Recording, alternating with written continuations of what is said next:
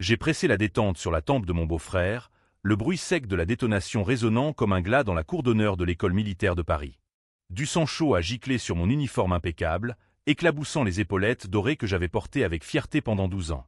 Et mon père, le général Henri Duval, immobile sous les projecteurs, a vu tout cela, non pas un meurtre, mais la chute d'un empire bâti sur des mensonges, où j'avais porté le poids d'un crime qui n'était pas le mien.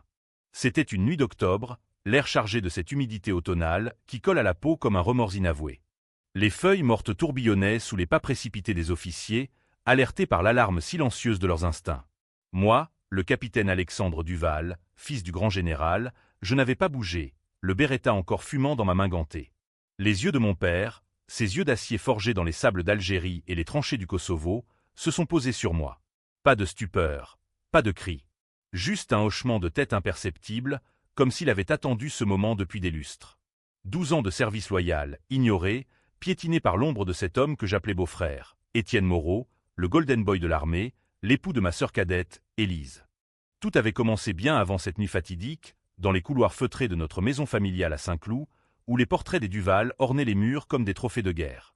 Mon père, général de corps d'armée, incarnation vivante de la gloire militaire française, avait toujours vu en moi un reflet déformé de lui-même. Trop sensible, trop idéaliste pour les champs de bataille modernes. Alexandre, l'armée n'est pas un club de poésie, me lançait-il lors de nos rares dîners, son verre de Bordeaux à la main, tandis que ma mère hochait la tête en silence, ses yeux vervoilés de regret. J'avais intégré Saint-Cyr à 18 ans, porté par le poids de ce nom, Duval, synonyme de discipline et d'honneur. 12 ans plus tard, j'étais capitaine, décoré de la Croix de la valeur militaire pour une opération en Centrafrique où j'avais sauvé une unité entière d'une embuscade. Mais pour mon père, cela ne comptait pas. Ses yeux se tournaient toujours vers Étienne. Étienne Moreau était entré dans nos vies comme un courant d'air frais du Midi, charismatique, ambitieux, avec ce sourire carnassier qui désarmait les généraux aux messes des officiers. Il avait épousé Élise 5 ans plus tôt, lors d'une cérémonie somptueuse à l'église Saint-Louis des Invalides, sous les regards envieux de l'élite parisienne. Mon père l'adorait. Il a du flair, ce garçon. Pas comme toi, Alexandre, avec tes scrupules de petit bourgeois. Étienne grimpait les échelons à une vitesse fulgurante. Lieutenant à 25 ans, puis capitaine, et maintenant major, pressenti pour un poste à l'état-major. Ses missions, toujours les plus visibles, les plus médiatisées. Les reportages de France 2 le montraient en treillis, serrant la main de soldats maliens, un casque sur la tête et ce regard de héros de cinéma. Moi, j'étais relégué aux basses œuvres, entraînement de routine à Vincennes, paperasse interminable et ces nuits solitaires à ruminer les injustices. Mais la trahison, la vraie, celle qui ronge l'âme comme un acide lent, s'était ourdie dans l'ombre d'un secret que je portais seul. Il y a 3 ans, lors d'une opération clandestine en Syrie, sous le couvert d'une alliance fragile avec les Kurdes, Étienne avait franchi la ligne. J'y étais, en tant qu'officier de liaison, quand tout a basculé. Nous escortions un convoi humanitaire vers Alep, mais Étienne, avide de gloire personnelle, avait ordonné un raid non autorisé sur un entrepôt présumé abritant des armes de l'État islamique. Résultat, 10 civils tués, dont 5 enfants, dans un bombardement mal calibré. Les images ont fuité sur les réseaux, un scandale qui aurait pu couler l'armée française aux yeux du monde. Étienne, paniqué, m'a approché dans la tente de commandement, son visage blême sous la lumière crue des lampes à pétrole. « Alex, mon vieux, tu vas prendre ça pour moi. Ton père te couvrira. Dis que c'était ton ordre. » Sa voix tremblait, mais ses yeux de serpent, calculateur, me fixaient avec une assurance froide. J'aurais pu refuser, alerter l'état-major. Mais Élise, ma sœur, enceinte de leur premier enfant à l'époque, m'avait supplié par satellite « Ne le détruis pas, Alex. Il est tout pour moi. » Et mon père? Il avait déjà choisi. Lors d'un appel codé, il m'avait murmuré « Protège la famille, fils. L'honneur des Duval passe avant tout. » J'ai signé le rapport falsifié. J'ai endossé le crime. Une enquête interne a suivi, étouffée par des connexions au placé. Ma promotion a été gelée, mes décorations mises en veilleuse. Étienne, il a été promu. 12 ans de mon sang, de ma sueur, effacés pour sauver la façade d'un lâche. Les mois suivants ont été un lent empoisonnement. À Paris, lors des réceptions au ministère de la Défense, on me lançait des regards en coin, des murmures, le capitaine Duval, celui du fiasco syrien. Élise, aveugle à sa faute, me serrait la main avec pitié. Tu es un héros discret, Alex. Étienne, lui, paradait, son bras autour de sa taille, toste à ma santé avec un clin d'œil complice qui me donnait la nausée. Mon père, dans son bureau lambrissé de l'hôtel des Invalides, me convoquait pour des leçons de morale. L'armée est une machine, Alexandre. Les rouages grippent, on les graisse. Pas de drame personnel. Mais je voyais clair. Il protégeait son poulain, Étienne, qu'il considérait comme le fils qui n'avait pas eu, ambitieux, impitoyable, un Duval 2.0 sans les faiblesses. La fissure s'est élargie un soir d'été, lors d'une garden party à l'Élysée. Le président en personne avait serré la main d'Étienne, louant son courage exemplaire en Afrique. Moi, en retrait près des fontaines, un verre de champagne tiède à la main, j'ai surpris une conversation. Étienne, éméché, confiait à un colonel, le petit Alex, il a tout gobé pour moi en Syrie. Un agneau sacrificiel. Sans lui, je serais aux arrêts. Le colonel a ri, un rire gras qui a résonné dans ma poitrine comme un coup de feu. J'ai quitté la fête, marchant seul le long de la Seine, les lumières de Notre-Dame dansant sur l'eau comme des promesses brisées. C'est là, sous le pont des Arts, que la vengeance a germé. Pas une explosion brutale, mais un lent étau, une chute orchestrée, publique, humiliante. Étienne trébucherait, et mon père verrait enfin la vérité nue. J'ai commencé par les détails, ces fissures invisibles qui minent les fondations. Étienne avait une faiblesse, les femmes. Pas n'importe lesquelles, des journalistes, des attachés d'ambassade, des ombres dans les bars feutrés de Saint-Germain-des-Prés. J'ai engagé un détective privé, un ancien de la DGSE au nez crochu et aux manières de renard, pour le suivre. Les preuves s'accumulaient, photos compromettantes, messages codés, rendez-vous à l'hôtel Lutetia. Mais ce n'était que le prélude. Le vrai levier, c'était son ambition dévorante. Étienne briguait un poste à l'OTAN, à Bruxelles, un tremplin vers les étoiles. J'ai infiltré son cercle, feignant l'amitié renouée. Félicitations pour la Syrie, beau-frère. Oublions le passé.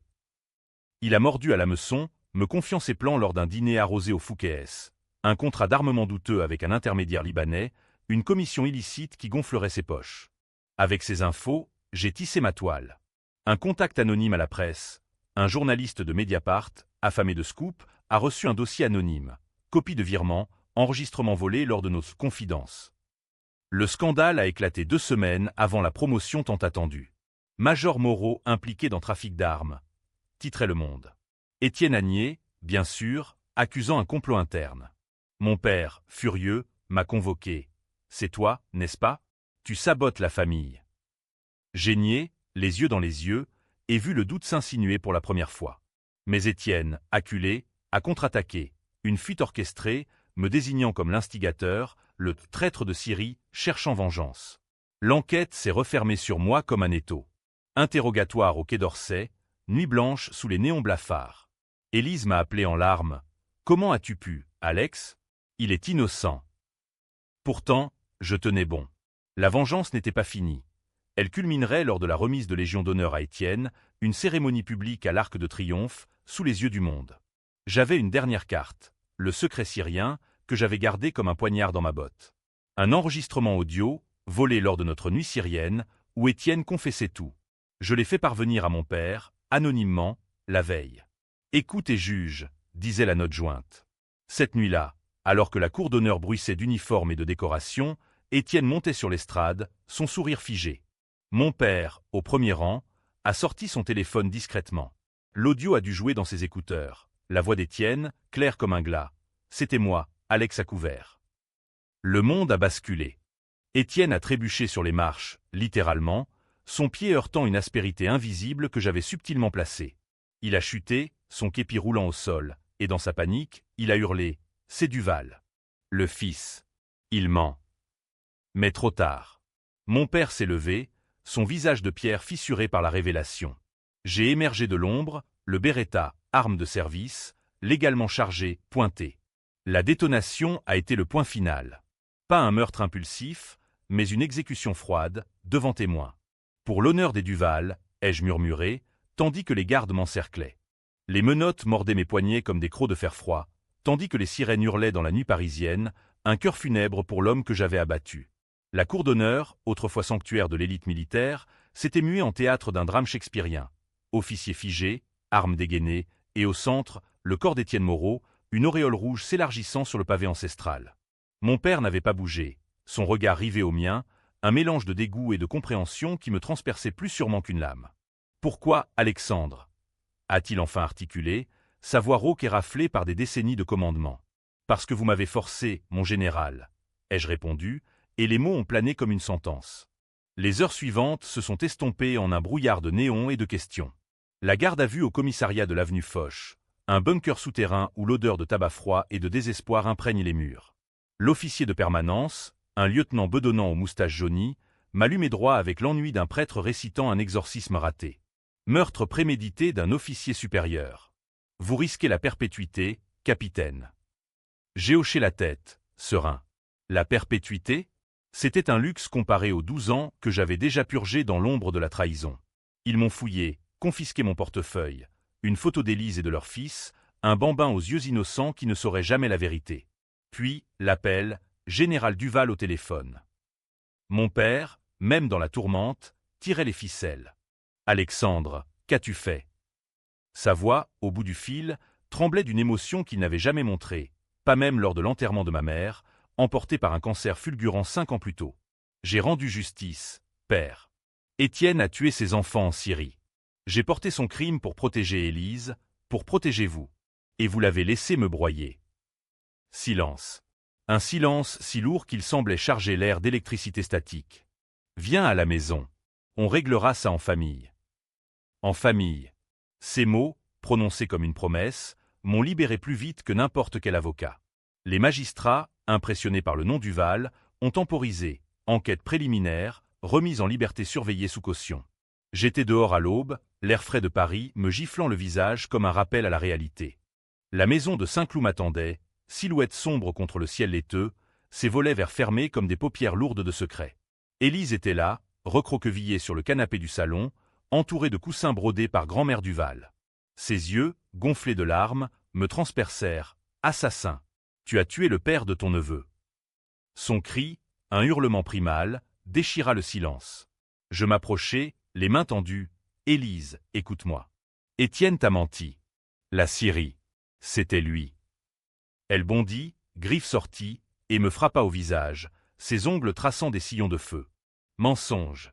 Papa, dis-lui d'arrêter. » Mon père, assis dans son fauteuil Voltaire, un verre de cognac à la main, leva la main pour l'apaiser. « Laisse-le parler, ma fille. » Pour la première fois, il me regardait comme un égal, pas comme une déception ambulante.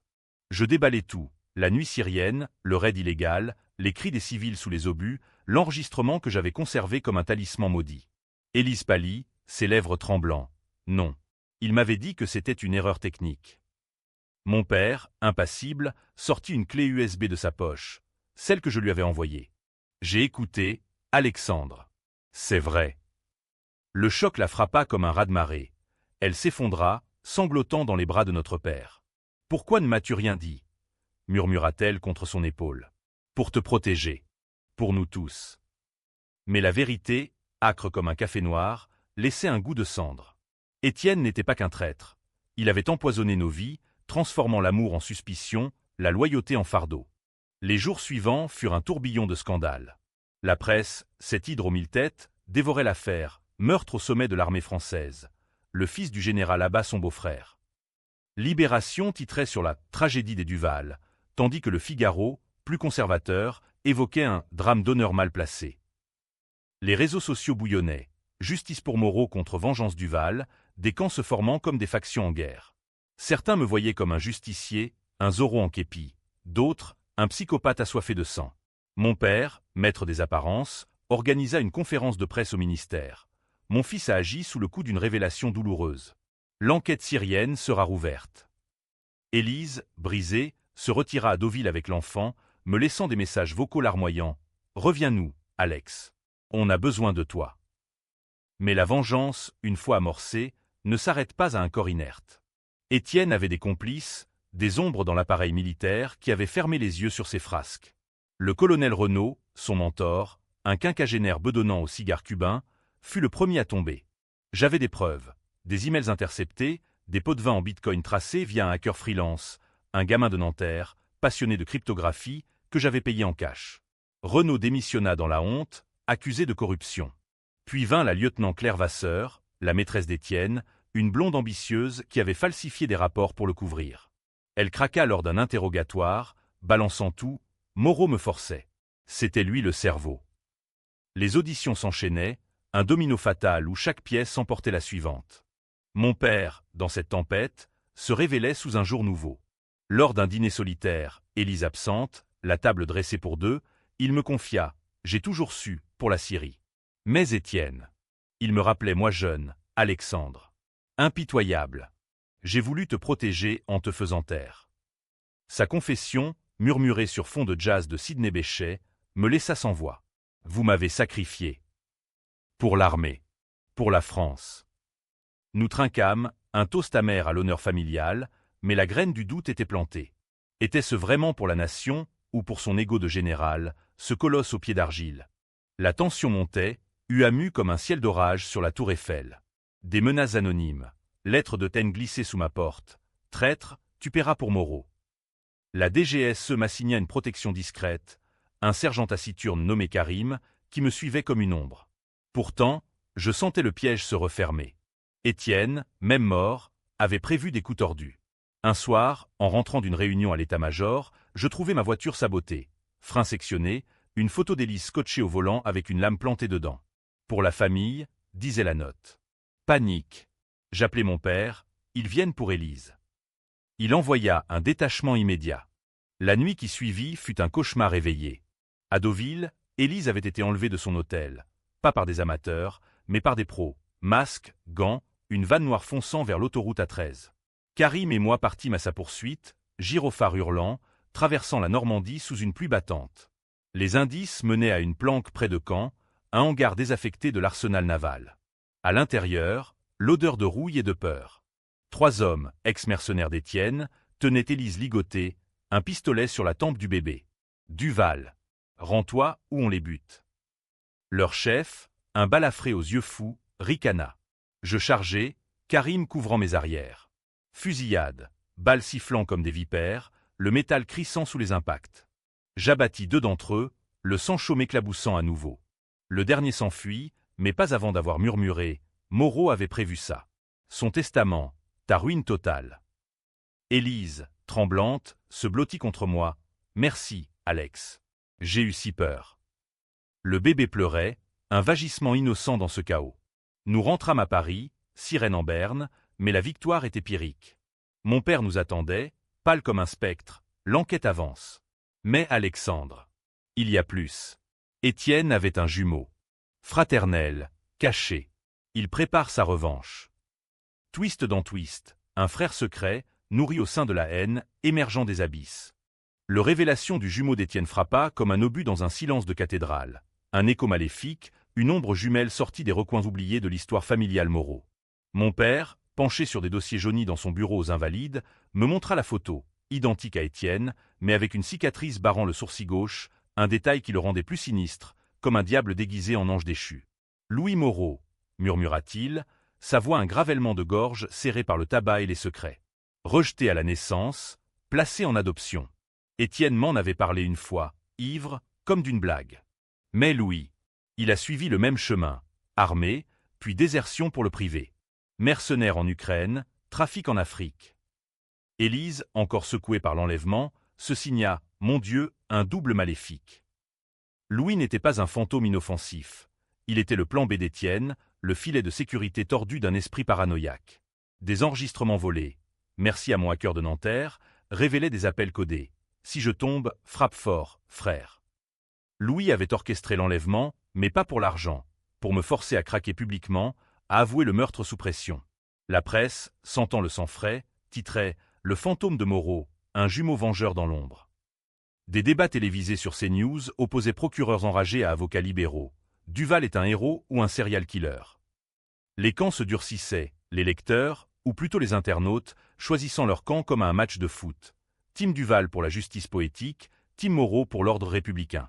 Je plongeai dans la traque de Louis, une chasse à l'homme qui puait le soufre et la trahison. Karim, mon ombre fidèle, nous pista jusqu'à Marseille, port franc des ombres, où les calanques cachent plus de cadavres que de trésors. Louis opérait depuis un entrepôt du Vieux-Port, entouré de malfrats aux tatouages cyrilliques, des Russes exilés, payés en euros sales. Nous y allâmes de nuit, sous un mistral hurlant qui fouettait la mer comme un chat enragé. Fusillade à nouveau, balles ricochant sur les caisses de munitions, l'odeur de cordite se mêlant à celle du sel. Je coinçai Louis dans un coin sombre, son visage, ce miroir pervers d'Étienne, tordu par la haine. Tu as tué mon frère, Duval. Pour rien. Il t'aurait promu un jour, par pitié. Je ris, un rire amer. Pitié? Il m'a volé ma vie.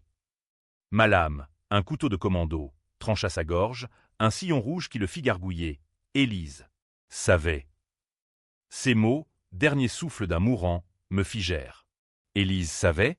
Pour la Syrie, pour les mensonges? De retour à Paris, je la confrontai dans le jardin de Saint-Cloud, sous les rosiers fanés par l'automne. Dis-moi la vérité, sœur. Elle pleura, son maquillage coulant comme des larmes noires. Étienne m'avait tout avoué, après la fusillade. Il m'a supplié de te convaincre de te taire. J'ai essayé, Alex. Mais tu étais si fier. La trahison, cette hydre, frappait à nouveau.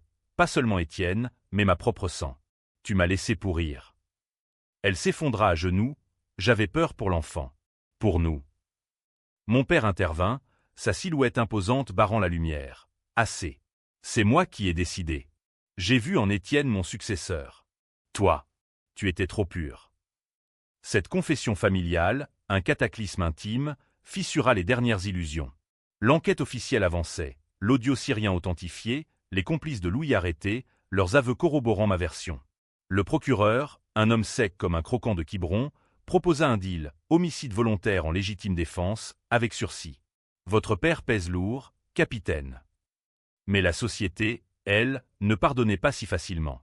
Lors d'une audience préliminaire au palais de justice de Paris, la salle bondée bruissait de murmures. Familles de victimes syriennes, des exilés au regard hanté, exigeant justice pour les enfants morts. Officiers loyalistes me traitant de taches sur l'uniforme. Le juge, une femme aux lunettes sévères, suspendit l'audience. Cette affaire divise la nation. Réfléchissons. Les nuits devinrent des veilles anxieuses. Je marchais le long de la Seine, fumant des gauloises illégales, contemplant les bouquinistes fermés comme des confessionnaux muets. Karim, devenu ami, me confia « T'es un survivant, Duval. Mais la vengeance, c'est un poison lent. » Il avait raison. Les cauchemars me hantaient, le visage d'Étienne se muant en celui de Louis, puis en celui d'Élise, suppliante. Et mon père? Il se murait dans un silence coupable, passant ses journées à l'hôtel des Invalides, révisant des mémoires qu'il ne publierait jamais. Un soir, il m'invita à dîner, sol meunière, vin de Sancerre, rituel bourgeois pour masquer l'abîme. Alexandre, j'ai écrit une lettre au président. Pour ta réhabilitation. Ses yeux, voilés, trahissaient le regret. Trop tard, père. L'honneur n'est pas un décret. Le twist suivant surgit comme un coup de théâtre absurde. Une lettre anonyme, postée de Lyon, contenant un test ADN. Tu n'es pas un Duval pur sang, disait-elle. Curieux, je l'envoyai au labo militaire. Résultat, mon père n'était pas le mien biologique. Ma mère avait une liaison, un amant inconnu, un officier subalterne, peut-être, lors d'une permission en 1985. Mon père le savait depuis des années, et c'était pour cela qu'il m'avait rejeté, favorisant Étienne comme un fils adoptif spirituel. J'ai essayé de t'aimer comme le mien, avoua-t-il, brisé, lors d'une confrontation orageuse. Mais le doute. Il ronge. La révélation me libéra autant qu'elle me détruisit. J'étais un imposteur dans ma propre lignée, un bâtard vengeur dans une saga d'honneur factice. Élise, apprenant la vérité, choisit son camp, le mien. Papa t'a trahi 2 fois. On recommence à zéro, Alex. Nous partîmes pour un week-end à la Côte d'Azur, laissant Paris à ses ragots. Mais Louis avait semé une dernière graine. Un scandale financier, des fonds détournés d'une mission commune, imputés à moi. L'audience finale approchait, un crescendo judiciaire où ma vie se jouerait sur un fil. L'audience au tribunal de Paris se profilait comme un jugement dernier laïque, une arène où les Duval, jadis intouchables, étaient mis à nu sous les flashs des photographes. La salle des assises, avec ses boiseries sombres et son odeur de cire et de vieux parchemin, bourdonnait d'une tension palpable. Journalistes de TF1 au micro tendu, familles divisées en rangs adverses, et au fond, un groupe de manifestants brandissant des pancartes « Justice pour les innocents ». D'un côté, vengeance légitime. De l'autre. Moi, en costume civil gris anthracite, adieu l'uniforme souillé, je m'assis au banc des accusés, flanqué de mon avocat, un requin parisien nommé Laurent, aux cravates Hermès et aux arguments affûtés comme des baïonnettes. Mon père, au premier rang, droit comme un épaule, évitait mon regard. Élise, à ses côtés, serrait la main de notre neveu, un geste de solidarité muette. Le procureur, maîtresse accusation venimeuse, ouvrit le bal. Capitaine Duval, vous avez exécuté froidement un officier supérieur, semant le chaos dans nos institutions. Vos motifs? Une vengeance personnelle masquée en justice. Il projeta des slides, la cour d'honneur ensanglantée, l'audio syrien déformé pour souligner ma complicité initiale. Les jurés, un mélange de bourgeois cossus et d'ouvriers dubitatifs, hochèrent la tête. Laurent contre-attaqua. Messieurs, dames, mon client a porté un fardeau injuste. Voici les preuves, enregistrements, témoignages, et le rôle du général Duval dans l'étouffement. Un murmure parcourut la salle quand mon père fut appelé à la barre. Général, saviez-vous pour la Syrie? Il hésita, sa médaille de la Légion cliquetant. Oui. J'ai protégé l'institution. Le scandale enfla. Les téléphones vibrèrent, les tweets fusaient.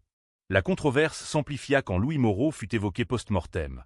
Ses complices, sous serment, jurèrent qu'il avait planifié ma chute pour venger Étienne. Un complot familial, titre à France Inter. Mais le vrai clou fut le test ADN, brandé par Laurent comme un joker. Alexandre Duval n'est pas le fils biologique du général. Rejeté pour cela, il a endossé les fautes d'autrui. Mon père blêmit, Élise étouffa un sanglot. Le procureur hurla au cirque médiatique, mais les jurés, touchés par ce twist oedipien, penchèrent. Des débats rageaient dehors, intellectuels sur France Culture disséquaient l'honneur français en crise, tandis que des forums en ligne appelaient à une pétition pour ma libération, 50 000 signatures en 24 heures. Libéré sous contrôle judiciaire, je rentrais à Saint-Cloud, l'air vicié de Paris me collant à la peau comme une malédiction. Mon père m'attendait dans le salon, une bouteille de Calvados entamée sur la table basse. « Assieds-toi, fils. » Où devrais-je dire? Alexandre. Sa voix, brisée, portait le poids d'un demi-siècle de mensonges. Pourquoi ne m'as-tu pas dit pour l'ADN? Il versa 2 verres, ses mains tremblant légèrement. Ta mère. Elle a aimé un autre. Un lieutenant, mort à Beyrouth. Je t'ai élevé comme le mien, mais le doute. Il m'a rongé. Étienne était mon idéal, fort, sans faille. Toi, tu me rappelais trop mes erreurs. La confession coula comme le cidre, âpre et révélatrice. Pour la première fois, je vis l'homme derrière le général, un vieillard usé, hanté par les fantômes de guerre perdue. Élise nous rejoignit, l'enfant endormi dans ses bras. Papa, arrête. Alex est notre sang, ADN ou non. Nous parlâmes jusqu'à l'aube, dévidant les fils d'une toile familiale effilochée. La revanche d'Étienne, via Louis, avait forcé cette catharsis, un exorcisme douloureux.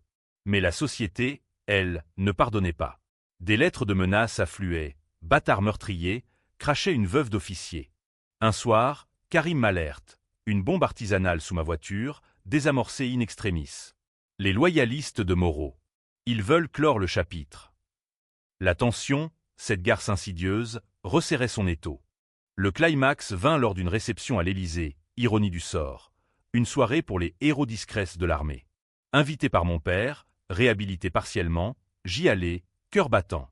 La salle des fêtes, sous les lustres de cristal, bruissait de robes de soirée et de décorations tintinabulantes. Le président serra ma main. Capitaine Duval, votre affaire. Divise, mais inspire. Puis, l'ombre, un homme en smoking, cicatrice au sourcil, non, pas Louis, mais un cousin éloigné, porteur d'un dernier message. Étienne avait un coffre-fort.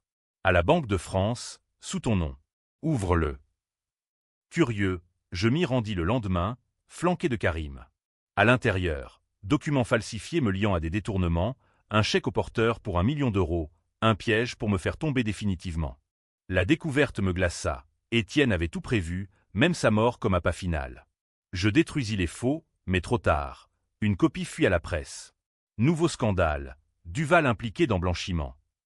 Les camps s'embrasèrent, mes soutiens criant au complot, les opposants à la lapidation. Mon père, usé, offrit sa démission, pour laver l'honneur. Élise, enceinte à nouveau, ironie cruelle, supplia « Fuis, Alex ». En Argentine, comme maman le voulait. Mais fuir? Non. La vengeance, cette maîtresse jalouse, exigeait un face-à-face. Je convoquai une conférence de presse personnelle, dans un café du Marais, face à une horde de micros. J'ai tué pour la vérité. Étienne m'a trahi, mon père m'a sacrifié, mais je suis innocent. L'audio complet syrien joué en direct, cri d'enfant, ordre d'Étienne. La salle explosa, les hashtags basculèrent. Le procureur, acculé, classa l'affaire, non-lieu. Victoire? Amère. La nation, divisée, choisissait ses héros. Pour certains, j'étais un martyr. Pour d'autres, un assassin chanceux. La liberté, cette chimère tant convoitée, s'avéra un exil intérieur, un purgatoire pavé de regards obliques et de silences pesants. Paris, ville lumière, s'était mué en un labyrinthe d'ombre où chaque coin de rue évoquait un fantôme.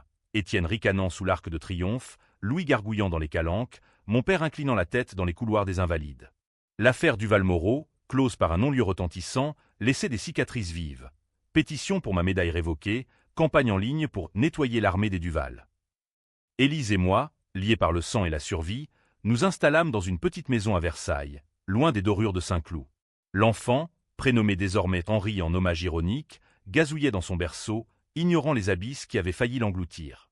Mon père, retraité forcé, devint un visiteur fantomatique. Dimanche pluvieux, partie d'échecs silencieuse dans le salon aux meubles IKEA, un contraste cocasse avec nos origines. Mat en 3 coups, marmonnait-il, ses doigts noueux avançant le roi noir. Comme la vie, hein. Je hochai la tête, mais le pardon tardait. Il avait écrit ses mémoires, un tome épais dédié à l'honneur trahi, où je figurais en filigrane, le fils bâtard, le vengeur maudit. Publie-le, père. Que le monde juge. Il refusa. C'est notre croix, pas un spectacle. Pourtant, des extraits fuitèrent, ravivant les débats. Le général Duval avoue, j'ai sacrifié mon fils pour l'institution. France Culture en fit un feuilleton radiophonique, des auditeurs appelant pour prendre parti. Moitié pour le patriote impitoyable, moitié pour le père monstrueux. La vengeance, cette drogue addictive, me démangeait encore. Des rumeurs persistaient. Un réseau résiduel d'Étienne, des fonds cachés en Suisse, des officiers promus sur des cadavres. Karim, promu lieutenant pour son rôle dans l'affaire, me proposa une alliance, on nettoie, discrètement. Pour la France. Nous traquâmes les ultimes ombres, un major à Lille, blanchisseur de contrats, une attachée à Bruxelles, receleuse d'infos. Opération chirurgicale, dossiers anonymes au parquet national financier, nuit de filature sous la pluie normande. Pas de sang. Cette fois, j'avais mon comptant. Mais chaque chute, chaque démission forcée, était un écho de ma propre exécution. Justice froide, sans triomphe fanfare. Élise, enceinte jusqu'aux yeux, devint mon ancre. Promenade dans le parc de Versailles, mains enlacées sous les allées de Tilleul, évoquant un futur sans uniforme. Et si on élevait des vignes en Provence? Loin des balles. Son rire, clair comme un ruisseau, chassait les démons. Mais le twist final, ce coup de poignard dans le dos du destin, surgit lors d'un contrôle médical de routine. L'échographe révéla des jumeaux, garçon et fille. Comme Étienne et Louis, murmura-t-elle, pâle. Ironie cruelle. Le sang du traître coulait-il encore en nous? Tests ADN confirmèrent. Non, pur Duval, ou plutôt, pur lignage de ma mère. Soulagement, mais aussi un frisson. La génétique, cette loterie impitoyable, nous liait à l'abîme. Le dénouement, disputé jusqu'au bout, vint par une lettre du président. Réintégration honorifique, croix de la Légion pour service rendu à la vérité. La cérémonie, discrète à l'Élysée, fut un théâtre d'absurde. Mon père épinglant la médaille, larmes aux yeux. Fils, pardonne.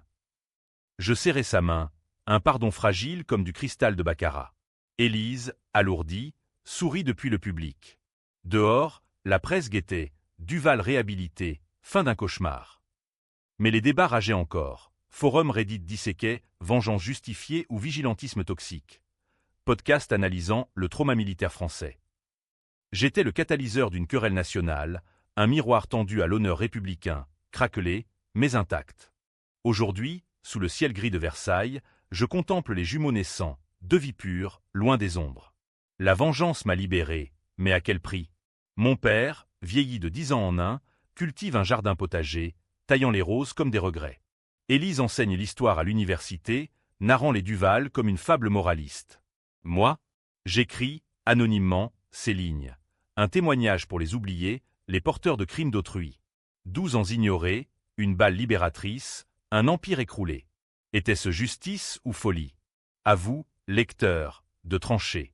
Dans cette France de fracture, où l'honneur est un mot usé comme un képi, je choisis la paix précaire, mais mienne. Et si le fantôme d'Étienne chuchote encore la nuit, je sais, la chute n'était pas la sienne seule. C'était la nôtre, et de là, renaît peut-être une lumière.